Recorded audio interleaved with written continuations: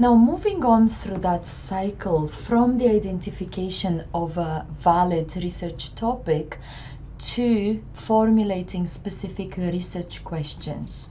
Take the example of a student trying to identify a research topic for their dissertation. Let's say the student has selected a general area of their interest, stress at work. As I said, something that could be taken from personal experience. The student may have some experience with stress at work, so they've identified this general topic. Now, before starting working on the dissertation, the student needs to ensure what kind of contribution any particular research question around stress at work might have, and if it's worth really going ahead. To do that, the student needs to know what has been already said, what has been already found, and how those findings emerged. And this is where the literature review starts playing a very important role, because creating a research question is more of a task than an inspiration of the moment. Good research questions are formed and worked on and are rarely simply just found. You start with something that interests you, but then you have to refine it through the help of the literature. The role of a literature review is to explore and map out the existing literature in any given topic to indicate what has been studied, how, and what has been found in that particular area of knowledge. It is a realization, above everything, that knowledge in any area does not come out of nowhere, does not appear overnight. It needs to be built upon previous findings. The purpose of a literature review is to establish the context of a given research project, that to start with, to place your piece of research in a wider context of what others have done. It is also to identify the main theories, theoretical frameworks informing previous research, because you may choose to depart from one of those theoretical frameworks. It is also to summarize existing evidence, helping explain or compare against your findings later, or even at the start of your research. It is important to see if partial answers already exist to address the research problem you have in mind.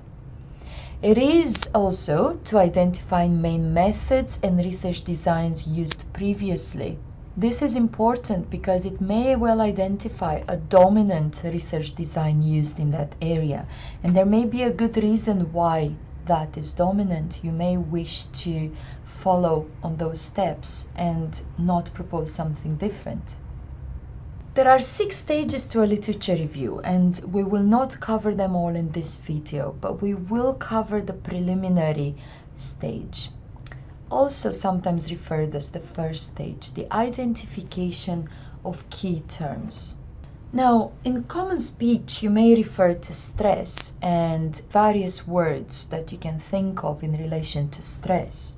But you may not be able to find much literature out there if you search using those terms. So one way to identify key terms that can open a Pandora's box, if you wish, of literature in your topic is to look at, for example, sources of empirical knowledge, newspapers. That would allow you to acquire general background knowledge, familiarity with some key terms. It will also allow you to understand the current state of academic knowledge in a particular area. Another way to do it is through good old Google or another similar searching engine. You could use Bing, Yahoo, or any other research engine. It may be important at this point to not necessarily look at academic sources. Through the simple search, you could, if you were to be interested in stress at work, you could identify preliminary related terms to that idea of stress at work. One term would be burnout, workplace, health and safety. Those could be terms you may be interested in. Work-related stress, occupational stress. Then you could take those terms and search further.